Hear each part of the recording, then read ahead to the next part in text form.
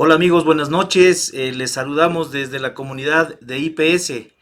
Estamos en un nuevo programa este domingo.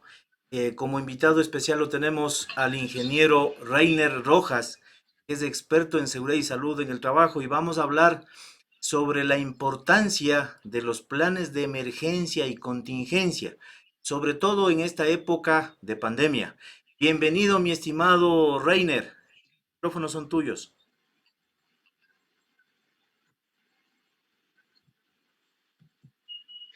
Muchas gracias, Clever. Bueno, gracias por la invitación. Para mí es un gusto estar el día de hoy con ustedes para hablar de este tema tan importante, ¿no? Que son los planes de emergencia en las organizaciones. Muy bien, Reiner, bienvenido nuevamente. Quisiera comenzar esta entrevista preguntándote, Reiner, coméntanos algo de tu experiencia, en dónde estás trabajando, qué tienes que contarnos de esta noche sobre los planes de emergencia y cuál es la experiencia tuya sobre ese tema. Sí, Clever, gracias. Bueno, mi nombre es Rainer, como ya lo dijiste. Soy ingeniero en seguridad y salud ocupacional. También soy oficial del Cuerpo de Bomberos Voluntario de Perú. Yo soy peruano y estoy ya algunos años radicado acá en Ecuador. Y básicamente mi experiencia es en seguridad, salud ocupacional y sistemas de respuesta a emergencias, ¿no? He trabajado pues en industria de todo tipo, sobre todo en industria minera a gran escala en Perú. He tenido la oportunidad también de asesorar la industria de la construcción, manufactura, de la industria farmacéutica, servicios, ¿no? Entonces, he podido obtener esta experiencia, ¿no? De cómo diferentes tipos de organizaciones gestionan sus planes de emergencia. Excelente, muy bien. Entonces estamos con la persona clave e idónea para este tema. Muy bien, entrando en materia, ¿qué es un plan de emergencia, Reiner? ¿Y para qué nos sirve en las empresas, tanto públicas y privadas? No, un plan de emergencia es una estructura que la organización define para responder a estas emergencias que se pueden dar en sus procesos, ¿no? Entonces, lo importante aquí es primero definir cuáles son los procesos que lleva a cabo una empresa. A esos procesos hay que hacer una evaluación de riesgo y finalmente hay que definir los escenarios de emergencia que yo puedo tener.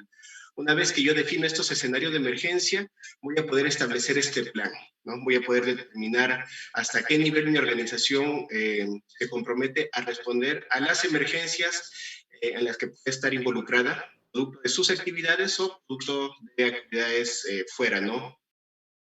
Muy bien. Entonces, para iniciar un plan de emergencia, lo primero que tengo que hacer es una breve descripción de la empresa donde voy a trabajar, ¿no es cierto? Donde establezco qué temas debo tomar en cuenta cuando ya voy a hacer un plan de emergencia. Ok, bueno, ahí los escenarios de emergencia que te comentaba, ¿no? En función, pues, a los procesos, uno dice, me puede pasar esto, puedo tener, por ejemplo, no sé, lesiones personales, puedo tener este derrame de productos químicos, puedo tener colisión de vehículos. Todos estos escenarios de emergencia yo tengo que mapear y tengo que establecer la probabilidad de ocurrencia, ¿no? Que haya pasado en mi empresa o en empresas del sector para poder prepararme. Entonces, una vez que yo defino esos planes de emergencia, comienzo a establecer, ¿no? Primero, cuál es la política, porque la política de seguridad también tiene que estar eh, incluido eh, esta, esta respuesta que la organización debe dar ante las emergencias. Porque esto es algo importante, Clever, porque las emergencias, lo suceden, son las actividades donde hay un mayor nivel de riesgo. Una actividad de responder a una emergencia sigue siendo una actividad laboral y debemos gestionar el riesgo en esa respuesta de emergencias. Muy bien, cuando tú estableces las emergencias, las posibles amenazas, hablemos, porque tienes que, en el plan de emergencia, pues haces el análisis de riesgo, ¿no es cierto? Estableces varias amenazas. En una empresa tipo, en una empresa normal, ¿cuáles son las amenazas que normalmente deberíamos nosotros tomar en cuenta? Ok, es importante ver qué industria pertenece, ¿no? Eso nos va a dar ya bastante información de cuáles pueden ser estos escenarios de emergencia. pero sobre todo pues, son los accidentes personales por malas prácticas laborales, ¿no? O porque no se hizo una adecuada evaluación de los riesgos y las personas tuvieron una lesión, incluso puede llegar a fallecer la persona. Eh, entonces, de manera general sería eso. Establezco mis escenarios de emergencia, siempre protegiendo como fin fundamental a la persona. Después debo evaluar el medio ambiente, debo evaluar la propiedad, debo evaluar las relaciones con las comunidades que están en mi entorno. Muy bien. Eh, Cuando hacemos ya el análisis de la información de la empresa, es bueno tomar en cuenta el contexto de la organización. ¿Qué factores más tomas en cuenta cuando analizas las empresas que están alrededor?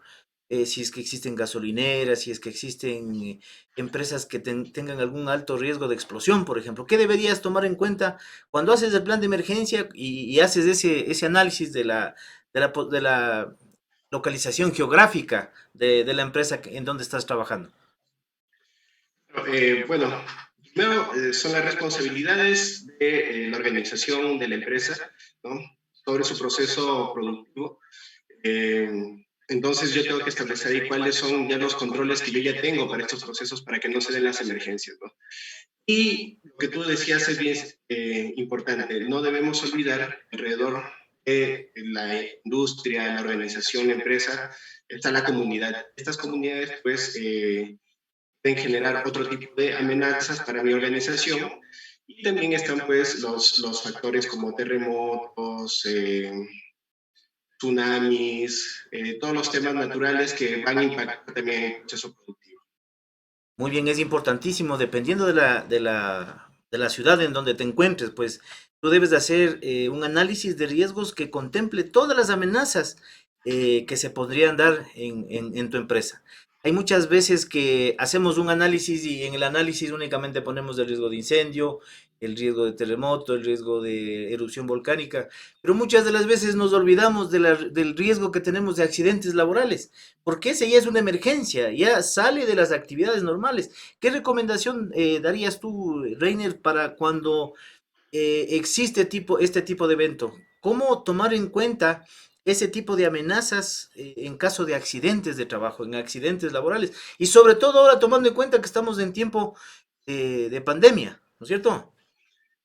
Es importante que, bueno, la empresa ya definió sus escenarios de emergencia, ya sabe cuál es la severidad que puede tener de un evento, entonces tiene que prepararse, tiene que dotar pues la capacitación al personal, de los recursos, de los implementos, del sistema para que esta respuesta pueda desarrollarse adecuadamente. Y es importante acá que establezca los niveles de emergencia, ¿no? Normalmente lo que yo recomiendo es que se establezcan 3 niveles y esos 3 niveles están orientados pues, a saber hasta qué nivel la empresa puede responder. Entonces, ejemplo, nivel 1 es un trabajador se accidentó.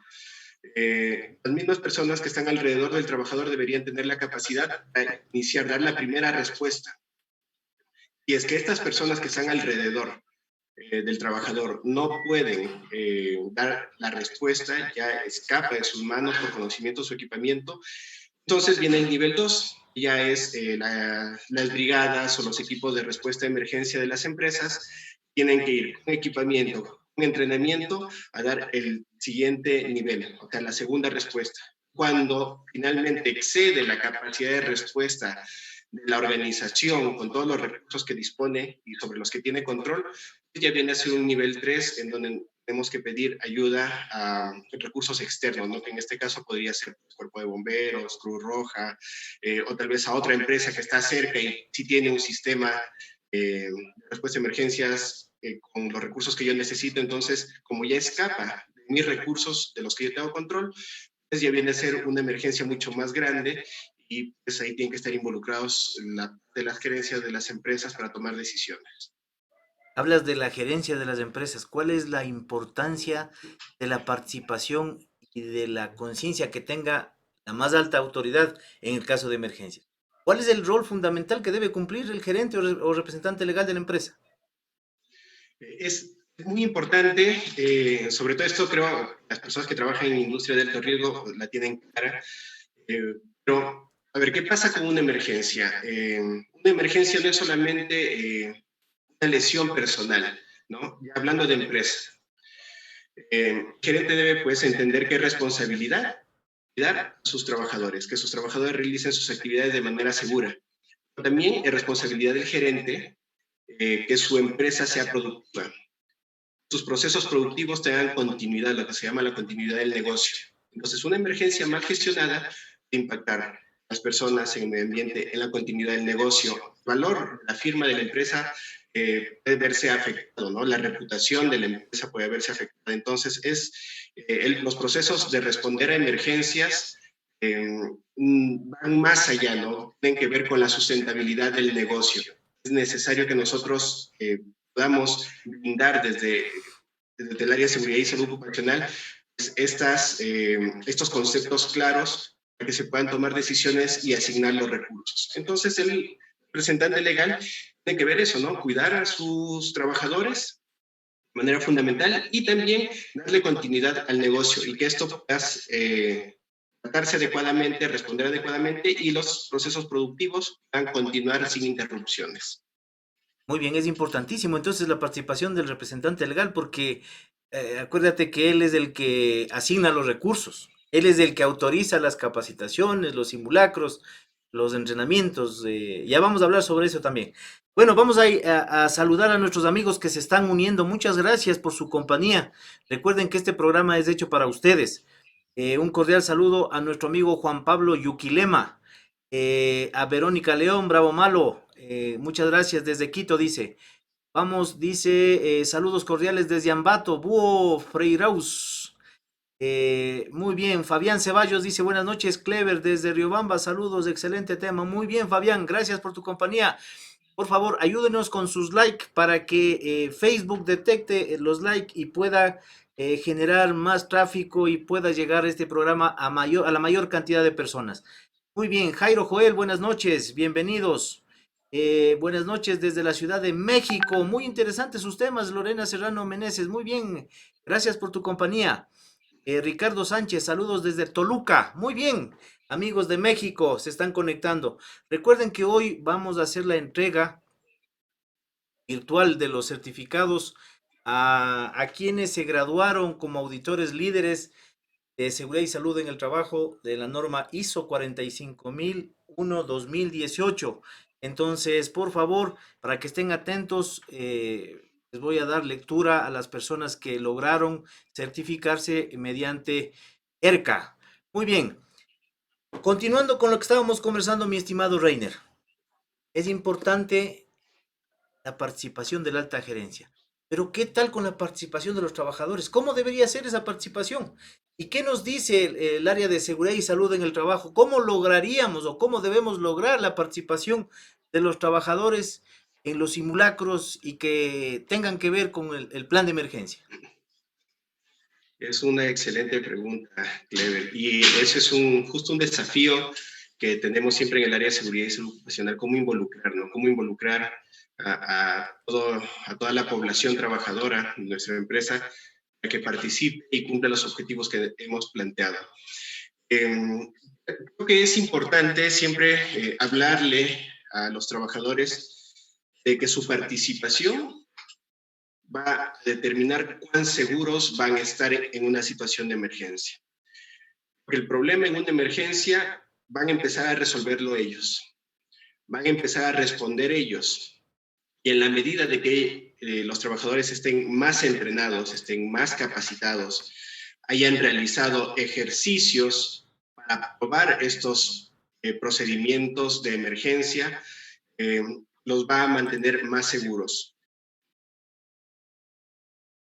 Bien, no sé si es que estamos saliendo, parece que tenemos algún inconveniente. Rainer, no Para que sé se si me nos vaya escuchas quedando bien. en el disco duro. Sí, te escucho, Clever, te Perfecto, escucho. sigue por favor, sigue nomás. Sí, te decía que durante los procesos de simulacros, lo que debemos hacer es eh, aprovechar esta oportunidad de realizar el ejercicio. Todos sabemos en un simulacro que pues nada es real y muchas veces no nos involucramos. Estamos perdiendo la que nosotros vayamos recordando el paso a paso de qué es lo que debemos hacer en una emergencia, qué es lo que pasa.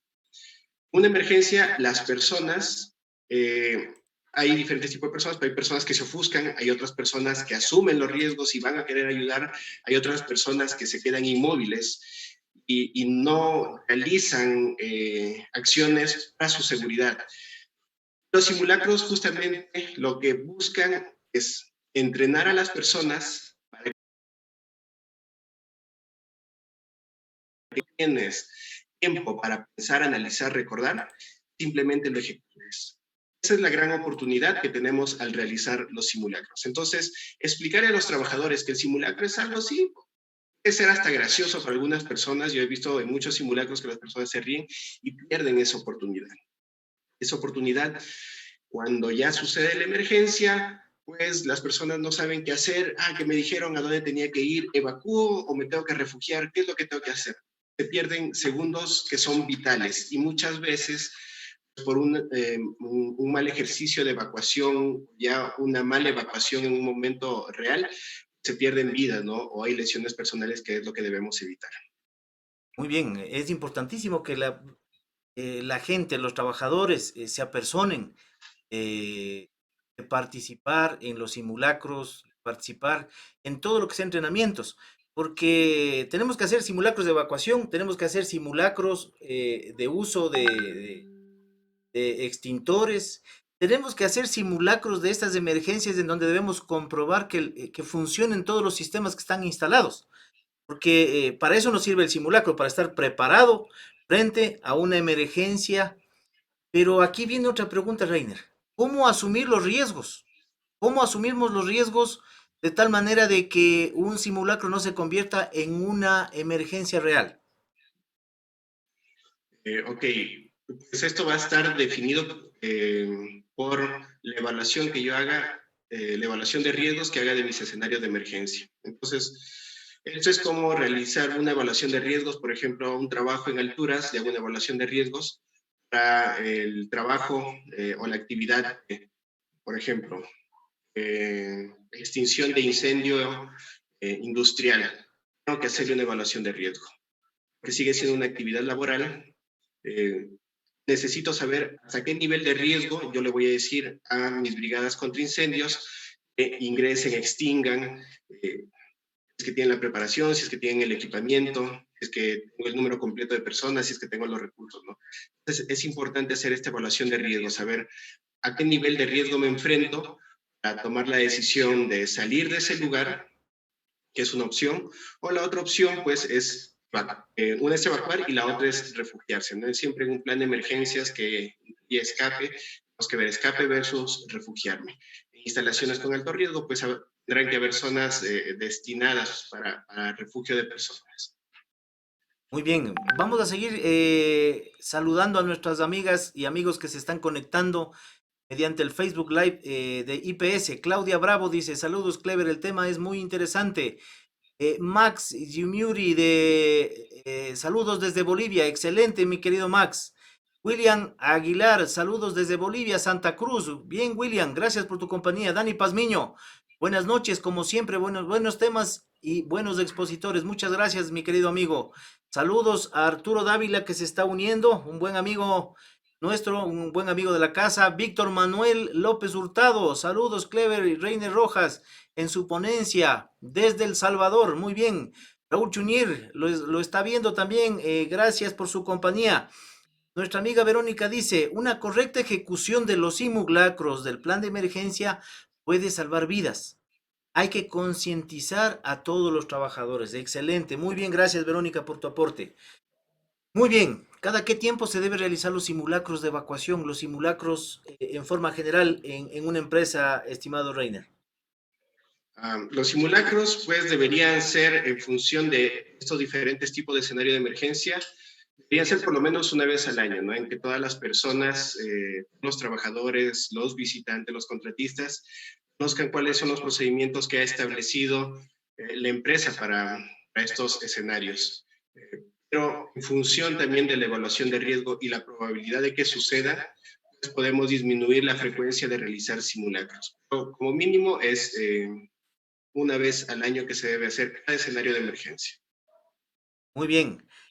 Eh, ¿Cuál es la importancia de un plan de emergencia en época de COVID, Reiner? Esa es una pregunta muy interesante. Creo que hemos podido apreciar pues todo lo que ha pasado en estos meses y la importancia de tener un plan de emergencia sanitario para la exposición a este virus es fundamental en este momento, ¿no? Recuerden que pues, es un virus que tiene unas características muy especiales y que puede llegar a ser incluso fatal, ¿no? Entonces, la capacidad que tenemos ahora de detectar a las personas que están contagiadas es, eh, es limitada, ¿no? Por el tiempo y por recursos. Entonces, tener procedimientos claros de cómo nosotros vamos a responder frente a un caso sospechoso dentro de nuestra organización va a ser fundamental. Uno, ¿por qué? Porque podemos identificar, aislar, derivar rápidamente a estos casos sospechosos. Y esto nos va a asegurar es de que el impacto que tenga sobre nuestra población trabajadora que está realizando actividades de manera presencial sea la menor posible. Es decir, que vamos a ayudar nuevamente acá con la gestión del riesgo de la continuidad de las operaciones. Entonces, el tema de la concepción que teníamos de que una emergencia va a ser algo puntual, algo que pasa y luego ya termina rápidamente y podemos continuar con nuestra vida laboral normal, eso cambió, ¿no? Creo que ahora más que nunca se siente pues esa importancia de que nosotros respondamos como trabajadores, como miembros de brigadas, como directivos de una empresa, una organización, respondamos eficientemente. Muy bien, Reiner. Vamos a hacer un pequeño resumen. Entonces, cuando yo soy el responsable de seguridad y salud en el trabajo de la empresa, el representante legal me designa a mí y tengo que hacer el plan de emergencia. Muy bien. En primer lugar, entonces, analizo la información de la empresa. ¿Qué información más busco? Primero, el contexto de la organización, ¿no es cierto? La ubicación, qué es lo que tenemos alrededor de la organización, cuántos metros cuadrados tenemos de superficie, qué cantidad de trabajadores tenemos, los horarios de trabajo, si son solamente diurnos, si son nocturnos, los horarios en fines de semana, los horarios en feriados. Tenemos que verificar también las actividades que realizamos para determinar cuáles son los posibles riesgos, ¿no es cierto? Hacemos una evaluación en sitio, vamos a recorrer el campamento, vamos a recorrer la empresa de tal manera de que confirmemos cuáles son las posibles amenazas. Luego de eso hacemos el análisis de riesgos. El análisis de riesgos establecemos ya si es que tenemos riesgo de incendio, de explosión, de derrames, y actualmente lo que tú bien comentas es el escenario de el COVID, de la exposición al virus SARS-CoV-2. Muy bien, entonces para esto tenemos que establecer protocolos de actuación, ¿cierto? Antes, durante y después. ¿Qué debemos hacer nosotros como trabajadores? ¿Qué debemos hacer nosotros como directivos de las empresas? Coordinar con las unidades médicas más cercanas, con las unidades policiales más cercanas, las ambulancias, ¿cómo voy a evacuar a la persona que posiblemente está contagiada? No solamente hablemos de COVID, sino ante un accidente de trabajo, ¿no es cierto? Muy bien, pero existe algo también que es importante. ¿Cómo se conforman esas brigadas para poder atender esas emergencias? Coméntanos, Rainer, ¿cómo se conforman y qué tipo de brigadas son? Ok, bueno, comúnmente conocemos pues la organización acá en Ecuador de las brigadas ya están establecidas a lo largo del tiempo, que son las brigadas de primeros auxilios, extinción de incendios, de búsqueda y rescate y la brigada de comunicación. De manera general, ¿no? Digamos que son las que las empresas han conocido más durante todo este tiempo. Eh, y acá quiero hacer un aporte, ¿no? Si bien es cierto que necesitamos diferentes tipos de brigadas, yo recomiendo sí a las empresas que puedan ellos primero identificar qué qué manera quieren responder, ¿no? Hasta qué nivel de respuesta quieren llegar. Porque mientras lleguen a un mejor nivel de respuesta, pues van a estar mejor las personas y los procesos productivos van a continuar. Entonces, yo he trabajado mucho con el sistema de comando de incidentes, que es un sistema que se generó en Estados Unidos. Y este sistema de comando de incidentes, pues es una metodología para administración de emergencias. Muy bien, Reiner, antes de que nos hables del comando de incidentes, vamos a hacer una pequeña pausa y regresamos en 30 segundos, mi querido amigo. Correcto.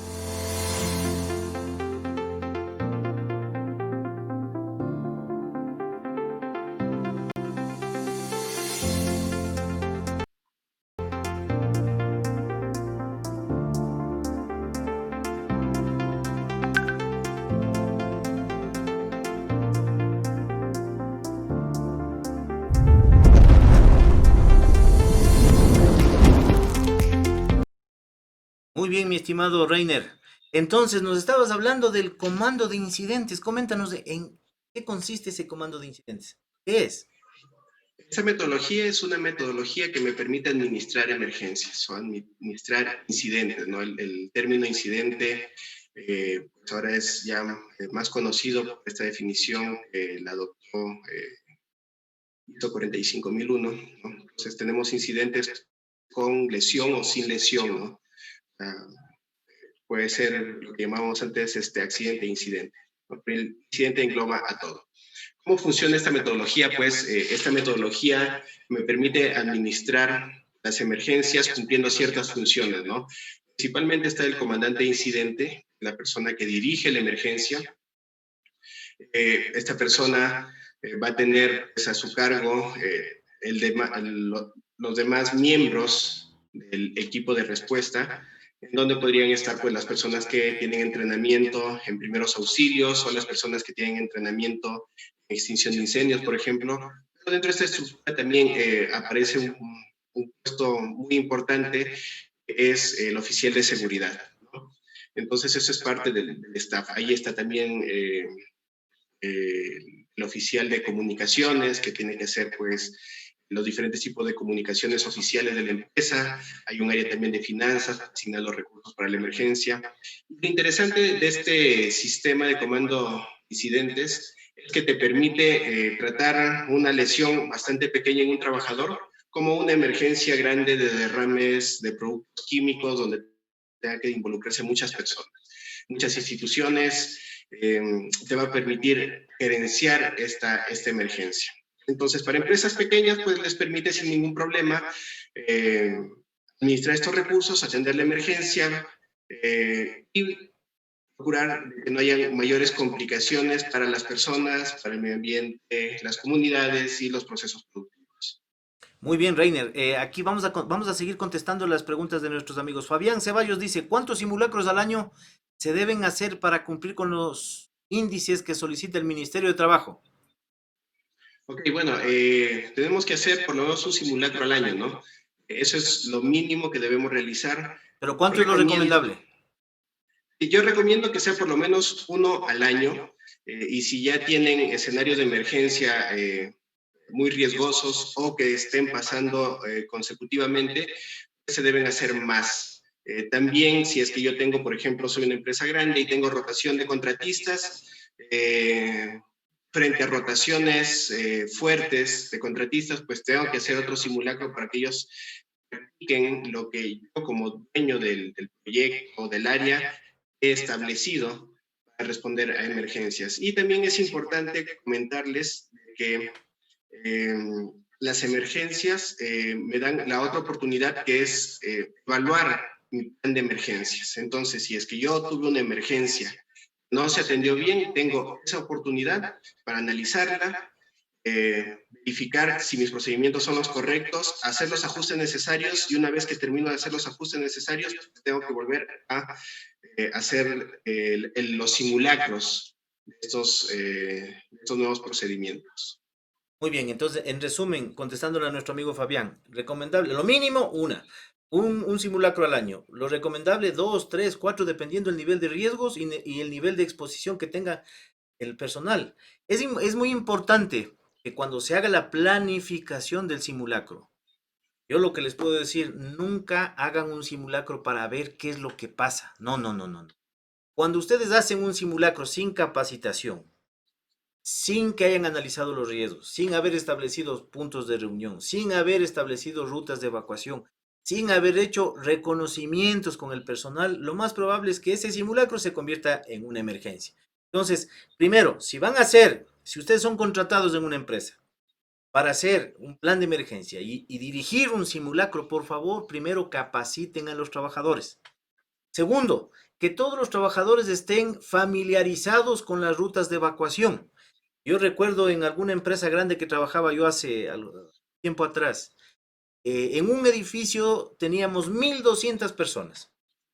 De las 1.200 personas, no todos habían realizado un simulacro de evacuación y tampoco habían conocido las escaleras de emergencia. Entonces, y ahí nos encontramos que muchas personas tenían miedo a bajar por las escaleras de emergencia. Entonces, mucho cuidado con eso. Adicional a estos, debemos nombrar, o sea, en la planificación debemos nombrar una especie de supervisores. ¿Para qué son estos supervisores o inspectores? Es para verificar el cumplimiento de todo lo que se estableció en la planificación. Y la gente hizo chácharas, si es que cumplieron los procedimientos, si es que las alarmas sonaron, si las rutas de evacuación estaban o no estaban habilitadas, si la gente salía riéndose, si ocuparon con prontitud los puntos de reunión. Todo eso se debe hacer una evaluación. Entonces vamos a nombrar, dependiendo del tamaño de la empresa, unos 3 o 4 inspectores que vayan verificando. Si es que a ustedes les interesa, pues se les puede proporcionar un listado de estos para que vayan verificando en los simulacros que ustedes realicen. Muy bien. Cecilia Sigüenza dice, Reiner, en una empresa con menos de 10 trabajadores se debe realizar simulacros, ¿y cuántos? Sí, la respuesta es sí se debe realizar simulacros, que así sea 2 personas, 10.000 personas, siempre vamos a estar expuestos a riesgo, ¿no? Si es que por ejemplo, trabajo en una oficina en el piso 15 de un edificio, son 10 personas, debo conocer pues cuáles son las rutas de evacuación, como mencionaba Clever hace un momento. Y por lo menos una vez al año, eh, recordar estos procedimientos, hacer este ejercicio de la puesta en marcha de los procedimientos de emergencia. Entonces, el tema de número de personas, digamos que no es tan importante, es más importante definir los escenarios de emergencia, ¿no? Por ejemplo, una empresa que tenga 5 trabajadores, pero que su actividad sea trabajar con densímetros nucleares, más que tengan 5 personas, van a tener que hacer ese tipo de eventos. Muy bien. Luis Castañeda, nuestro amigo, nos dice, excelente tema y excelente ponente. Saludos al ingeniero RR, dice Rainer Rojas. Desde Otavalo, muy bien. Luis, gracias por tu sintonía. Raúl Chunir, estimado Clever, buenas noches. Para los centros educativos, Reiner, para los centros educativos, ¿cuántos simulacros al año es lo recomendable? Ok, en centros educativos pasa algo muy interesante, ¿no? Tenemos los trabajadores y tenemos los usuarios del centro educativo. Entonces, yo recomiendo en centros educativos que sea por lo menos 3 veces al año, ¿no? Porque recuerden que necesitamos orientar a los usuarios, que en este caso serían los estudiantes, necesitamos orientarlos cómo van a realizar estos procesos y cómo son personas que están en formación, tenemos niños muy pequeños, necesitamos practicar mucho más con ellos porque vamos como responsables menores de edad para realizar los procesos de evacuación si se tiene que hacer evacuación. Entonces, sí, ahí en centros educativos recomiendo que tenga una mayor periodicidad. 2 o 3 veces al año estaría bien.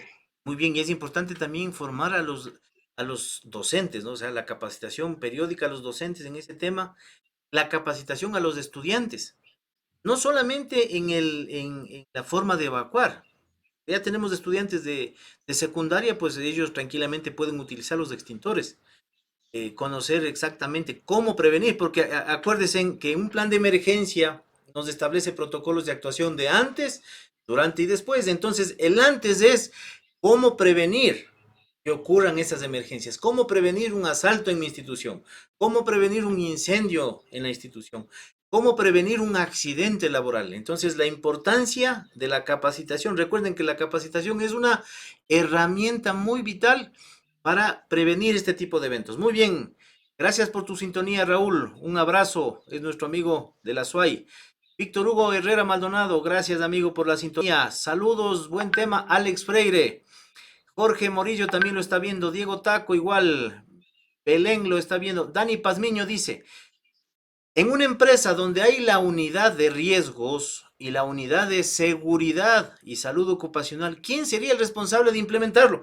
Esto es importantísimo porque muchas veces en las entidades públicas ocurre esto. Tenemos una unidad de riesgos y una unidad de seguridad y salud en el trabajo. Entonces, ¿qué opinas tú de eso, Reiner? Ok, acá es importante definir bien cuáles son las funciones y responsabilidades de cada unidad, ¿no? Entonces, por ejemplo, los especialistas en los riesgos laborales, pues va a ser la unidad de seguridad y salud en el trabajo. Los especialistas en los riesgos naturales, sociales, fuera de la organización, va a ser la unidad de riesgos. Entonces, mancomunadamente tendrán que diseñar el plan, pero cuando sea temas propios de la empresa, la unidad de seguridad y salud en el trabajo, la que debe liderar, ¿no? Cuando sean temas exógenos, cuando las variables sean exógenas, pues ahí la unidad de riesgo, si es que así lo ha definido la organización, deberá liderar y la unidad de seguridad y salud en el trabajo deberá apoyar, porque sea como sea, finalmente tenemos que hacer la evaluación de riesgos de la actividad para responder a una emergencia, dentro o fuera de la empresa. Los trabajadores van a seguir trabajando en una situación de riesgo y es necesario que haya una evaluación laboral de esa actividad. Muy bien, mi estimado Dani Pazmiño, muchas gracias porque yo te veo que nos acompañas todos los domingos. Bien, y te voy a contestar un poquito ocupando la terminología y la parte legal. El decreto ejecutivo 2393 en el artículo 15, por favor revise el artículo 15 que habla sobre las funciones de la unidad de seguridad y salud en el trabajo. Ahí prácticamente dice que la unidad de seguridad y salud en el trabajo es la responsable de la evaluación de los riesgos, la elaboración de los planes de emergencia, inclusive le dispone ahí que se debe mantener planos con escala 1 a 100, se debe asesorar en todo lo que es incendios, en todo lo que es almacenamiento de materiales peligrosos. Entonces yo te podría recomendar y te podría decir que de acuerdo a la ley, la unidad de seguridad y salud en el trabajo es la que debe llevar este plan de emergencia, obviamente en coordinación con todas las otras áreas de la empresa. Muy bien, Claudia Bravo dice, estimado Clever, ¿el plan de emergencia debe ser aprobado o revisado por los bomberos? Sí, pues establece que debe ser eh, aprobado por el cuerpo de bomberos. Lo que debemos hacer es cumplir con los requerimientos que cada cuerpo de bomberos ha establecido, ¿no? Ya que hay un punto muy importante, ¿no? El tema de los criterios, de cómo están diseñados estos formatos, es muy importante que los analicemos como profesionales de seguridad, porque se ha visto, ¿no? La Universidad SEC realizó una investigación en donde se pudo constatar, se pudo verificar que los criterios cambian mucho.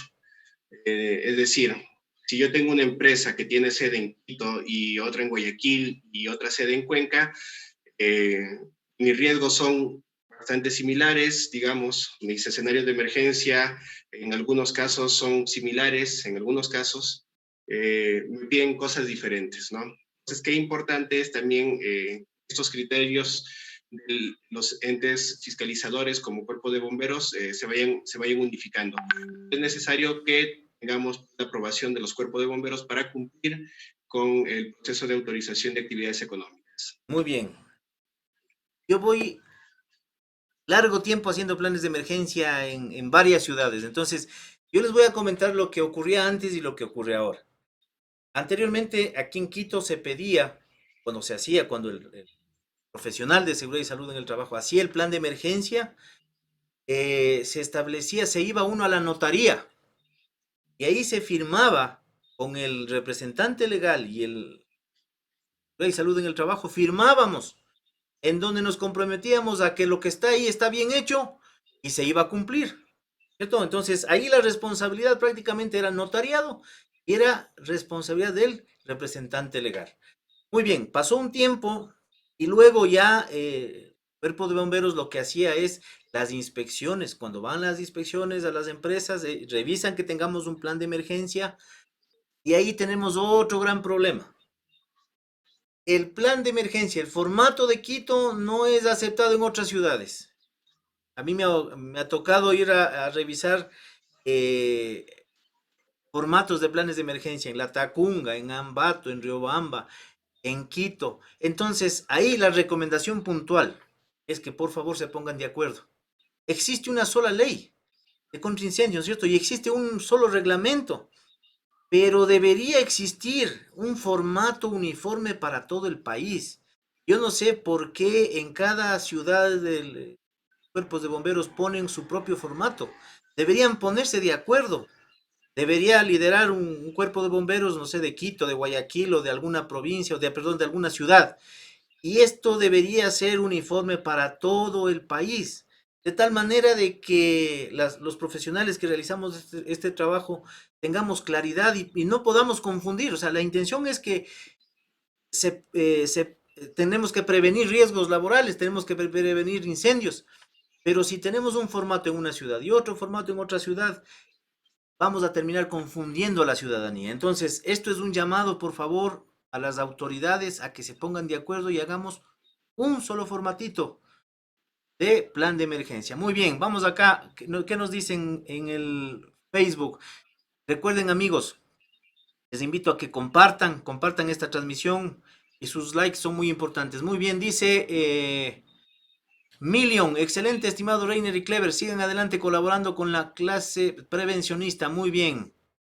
Acá nos dice Verónica, Roxana Tapia, excelente tema, muchos saludos. Franklin Tigre dice, en empresas de 1 a 10 trabajadores, ¿cómo pueden solventar este tema de plan de emergencia?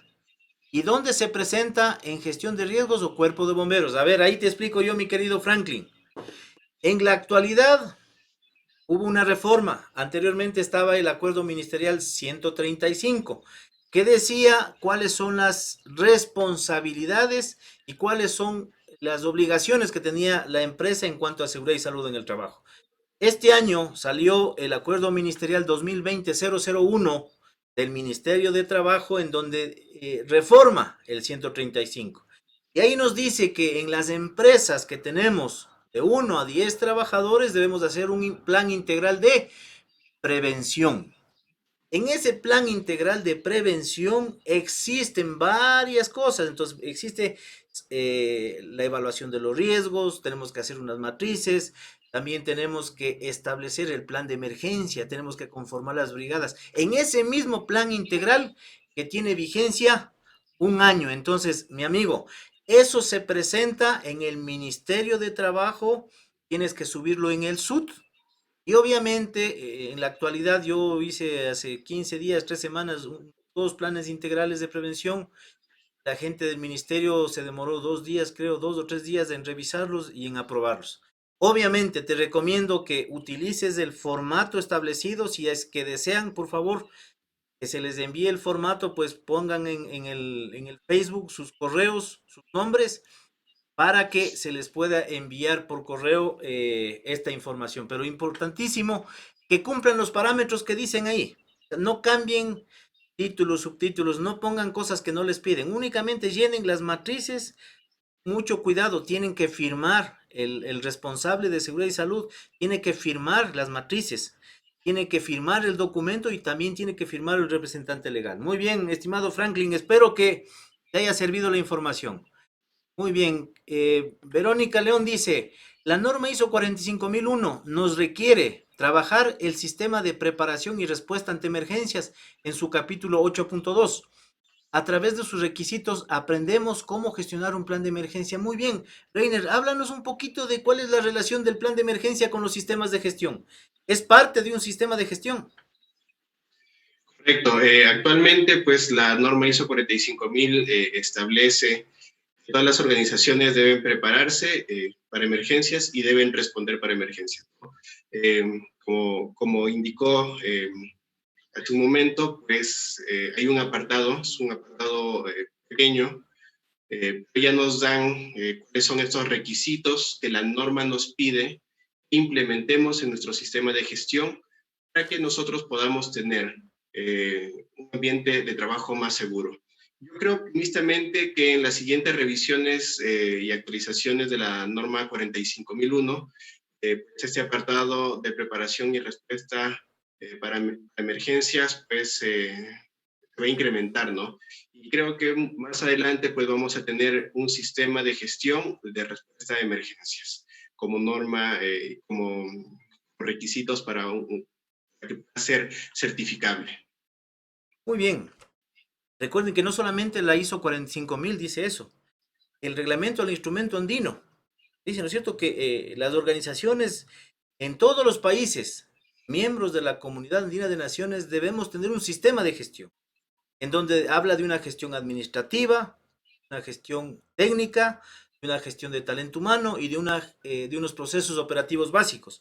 El plan de emergencia debe estar en la cuarta gestión, en los procesos operativos básicos. Entonces, ¿qué quiere decir esto? Que primero, la ley nos pide que hagamos eso. Segundo, el 135, luego el 2020-01, o sea, los acuerdos ministeriales también nos piden que tengamos un plan de emergencia. Muy bien. Adicional, el reglamento que se creó para que se cumpla la ley también nos habla de planes de autoprotección. Muy bien, mi querido Reiner, para ir terminando el programa y para contestar lo que nos están preguntando acá en el Face, tenemos unos 20 a 30 segunditos de pausa para uno de nuestros anunciantes. Muy bien.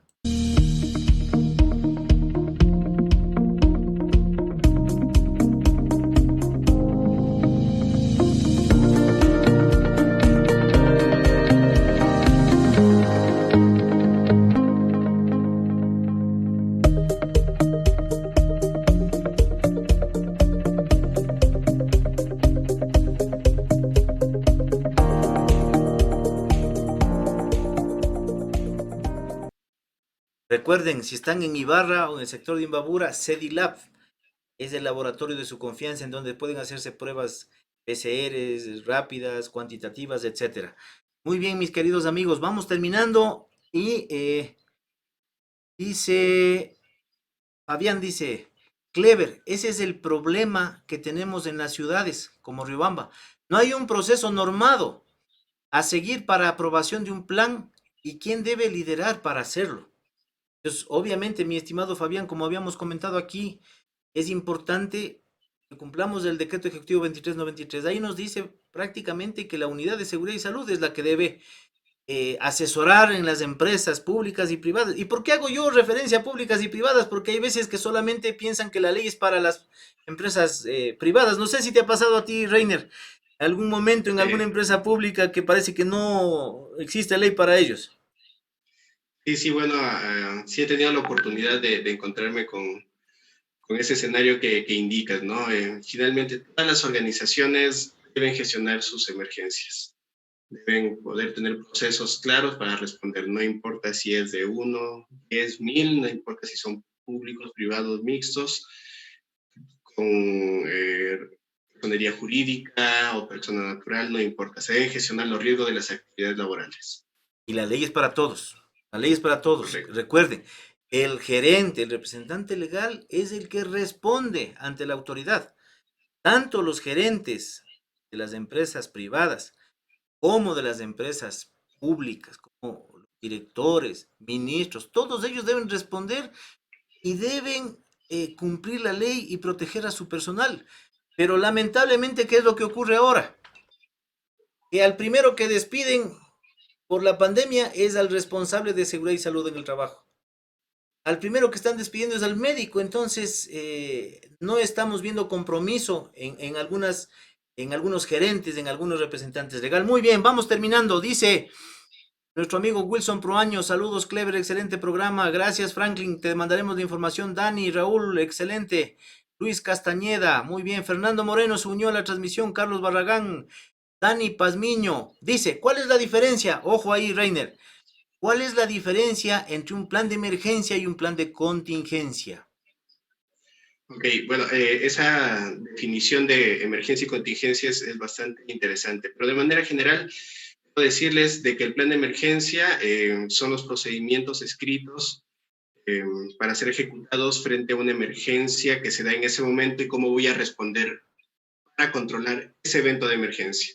El plan de contingencia pues nos va a permitir dar soporte organizacional para que los procesos no se interrumpan, es decir, para que la continuidad de los negocios o la continuidad de los procesos se vaya dando normalmente, ¿no? O sea, que el tiempo de interrupción de estos procesos sea el menor posible. Entonces, el de contingencia apoya al plan de emergencia. Muy bien, y es importante también aclarar que, por ejemplo, el plan de emergencia a mí me establece qué hacer antes, durante y después. Y definitivamente lo tengo que hacer antes. Yo debo tener un plan de emergencia en donde analice esas amenazas. Pero el plan de contingencia es el famoso plan de continuidad del negocio. Es aquel que me dice que también tengo que hacer cosas antes, durante y después. Pero ese prácticamente es el que me va a permitir a mí como institución el continuar las operaciones. Les doy un ejemplo. Si es que tengo, si es que yo trabajo en el área de riesgos o en el área de seguridad de un banco o una cooperativa, yo debería tener previsto en mi plan de contingencia cómo voy a operar en mis oficinas, en mis agencias, en el caso de que un servidor mío explote. Entonces, yo debo prever cómo voy a solventar esa contingencia, en dónde voy a tener respaldada mi información, la información principal en discos duros, la nube. Si yo tengo un centro de comando y control para la seguridad de la institución, Quito, deberé también tener un espejo en Guayaquil, en Cuenca, en otra ciudad, de tal manera de que yo pueda bajar la palanquita del un lado y subir la palanquita del otro lado y poder monitorear mis sistemas desde la otra ciudad. Eso es en forma general. Muy bien, mis queridos amigos. Gracias por a quienes se están uniendo a la transmisión. Dice aquí, excelente, dice Edison Cadena. Pregunta para Reiner. ¿Me puedes ayudar indicando la diferencia entre plan de autoprotección y plan de emergencia? Ok, el plan de autoprotección incluye los recursos solamente de la organización y el plan de emergencia puede también coordinar procesos con organizaciones de respuesta gubernamentales, es decir, mi plan de autoprotección lo genero yo con mis recursos. Un plan de emergencias también puede cubrir, aparte del de autoprotección, puede cubrir también aquellos escenarios en donde venga, por ejemplo, el cuerpo de bomberos a hacerse cargo de las emergencias que yo ya no puedo controlar. Entonces, el plan de emergencias es más amplio que el de autoprotección. Muy bien, gracias, Reiner. Mónica Paulina también lo está viendo, dice Mónica Paulina Parra, saludos desde Ibarra, muy bien, excelente aportación, felicidades, Clever y Reiner, saludos, Murkel. Muy bien, Murkel, gracias por tu sintonía. Vladimir Yepes dice, saludos, al momento que se sabe si están realizando auditorías los entes reguladores y de control, es decir, el Ministerio de Trabajo, el IES, los municipios, yo les he visto ausentes de este tiempo. ¿Es solo mi percepción o es la realidad? ¿Qué dices, Reiner? Por la información que tengo, los entes de control sí han realizado inspecciones y para el caso específico, por ejemplo, puedo comentar el caso de Quito, pues el Cuerpo de Bomberos de Quito ha implementado las inspecciones virtuales, ¿no? Para los planes de emergencia. Entonces ahora uno puede realizar por estos nuevos sistemas la reunión y la inspección y pues ahí el funcionario va a hacer sus preguntas, uno tiene que solventar las preguntas en función al documento el plan de emergencia que haya diseñado. Muy bien, Reiner. Antes de entrar ya a la etapa final, pues vamos a hacer, voy a pasar un video a todas las personas que nos están viendo y voy a poner énfasis en la felicitación que tengo que darles a quienes terminaron con éxito el curso de auditores líderes ISO 45001-2018 con aval ERCA. No te me vayas, Reiner. Voy a poner un video por aquí.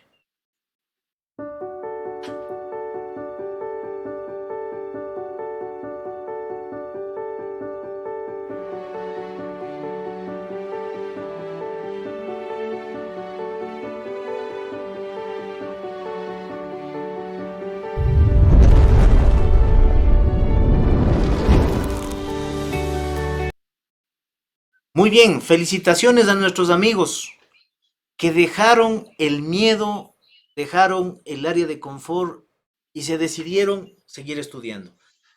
Andrea Verónica Pérez, David Israel Zapata, Edwin David Quesada, el Wali Mohamed de Marruecos, Williams Fabián Cayo, Germania Ucapiña, Gustavo Nevares, Gustavo Israel Mosquera, Juan Pablo Yuquilema, Clever Vinicio Sango, Milion Rivadeneira. Para todos ustedes, mis queridos amigos, ya se encuentra el certificado como auditores líderes ISO 45001-2018 que nos acaba de llegar de Europa. Felicitaciones a ustedes, realmente son un ejemplo a seguir porque en medio de la pandemia decidieron seguirse preparando, seguir luchando por las personas, por quienes están protegiendo en sus empresas. Muy bien, mis queridos amigos, vamos terminando ya el programa. Eh, Mi estimado Reiner, ¿qué opinas tú sobre la ley orgánica de seguridad y salud en el trabajo que está en estudio en la Asamblea? ¿Cuál es tu percepción de esa ley? ¿Es necesario? ¿No es necesario? ¿Estamos perdiendo el tiempo? ¿Debería solamente ser un reglamento? ¿Qué opinas tú al respecto? Creo que hoy más que nunca necesitamos tener una ley orgánica, una ley a ese nivel, de que pueda reorganizar toda la estructura tanto del Estado como de las empresas para que la gestión de la seguridad sea efectiva. Esta ley pues va a traer muchos beneficios para las personas, para las empresas, el Estado. Como hemos podido darnos cuenta, en este momento lo que necesitamos es una reactivación económica, pero una reactivación económica segura. Esa seguridad la realizan los profesionales de seguridad y salud ocupacional. Este es el aporte del profesional de seguridad y salud ocupacional. Durante la primera parte de la pandemia, los profesionales de la salud fueron y son los que están al frente. Pero ahora se necesita la reactivación económica. Los profesionales de seguridad van a tener la gran responsabilidad de mantener estas operaciones seguras. Para que nosotros podamos mantener estas operaciones seguras, necesitamos de una ley que nos permita tener una mejor organización tanto en las empresas como en el gobierno, que el Ecuador siga creciendo como esperamos que salga de este momento tan difícil para todo el mundo, ¿no? Entonces, creo que es fundamental ver esta ley, ¿no? Esta ley va a dar muchos beneficios a los trabajadores, muchos beneficios a las empresas y al Estado también. Muy bien, es importantísimo esto que acabas de decir tú, porque en la actualidad en el país no tenemos una ley orgánica de seguridad y salud en el trabajo. La mayor cantidad de países en Latinoamérica, en el mundo, tienen leyes de ese nivel. Y nosotros tenemos una ley desde 1985, ¿no es cierto?, con el presidente León Febres Cordero, y es el nivel de reglamento. Y de ahí, poco a poco, las autoridades de turno han ido creando acuerdos ministeriales de acuerdo a la situación y a la coyuntura. Entonces, sí es importante que la Asamblea Nacional, que las autoridades aprueben esa ley, porque va a ser beneficioso para el Estado, porque van a optimizar los recursos. O sea, el IES va a optimizar los recursos porque mientras se optimicen los recursos y mientras se proteja a los trabajadores, ellos van a gastar menos. Los trabajadores, que son más de ya casi 8 millones de trabajadores, van a sentirse protegidos. Vamos a crear empresas seguras, saludables, con trabajos decentes. Entonces es importantísimo, señores asambleístas, por favor, suban un poquito más de su credibilidad, que al momento están en el 3%. Hagan algo por el bienestar y la seguridad de los trabajadores. Es hora de que ustedes tomen esta ley y la hagan suya, porque hoy son asambleístas, mañana van a ser trabajadores y van a necesitar estar también protegidos. Muy bien, mi querido Reiner, un mensaje final de despedida. Son las 8:02 de la noche, así es que el tiempo ha volado, pero quiero que por favor nos des un mensaje positivo al final de nuestro programa. Muchas gracias, Clever. Quiero agradecerte por la invitación para hablar de este tema muy importante, que es el tema de los planes de emergencia en las organizaciones. El mensaje que quiero aprovechar para darles a todas las personas que nos están viendo es que debemos estar convencidos de que vamos a salir de esta situación, ¿no? Que este cambio de era de la humanidad nos está trayendo muchas oportunidades que debemos tomarlas. En el tema de las emergencias, pues una emergencia es un evento que no los deseamos, porque debemos esperarlos y debemos seguir preparándonos para emergencias pequeñas y emergencias grandes. Y toda esa preparación debe ser llevada a nuestros domicilios, debe ser enseñada a nuestros hijos, a los niños en la casa, que de esa manera nosotros les damos la oportunidad de que ellos vivan en un mundo más seguro cuando vayan creciendo. Entonces, mis palabras finales son de esperanza, de que vamos a pasar este momento, de que lo vamos a hacer juntos y lo vamos a hacer de manera segura. Muy bien, muchas gracias, mi querido Reiner. Una felicitación a nuestra amiga Verónica León, quien es la instructora de la certificación. Entonces, y ella es una de las personas que siempre está apoyando este programa, siempre está pendiente. Gracias, Verónica, yo sé que estás pendiente del programa por tu profesionalismo, por tu ética profesional. Yo estoy convencido que vamos a seguir ayudando a muchas personas. Recuerden, amigos, el estado de emergencia se acaba hoy, pero mañana inicia el control de los municipios. Por favor, recuerden, no se ha acabado la pandemia. Por Dios, cuídense, cuidémonos juntos.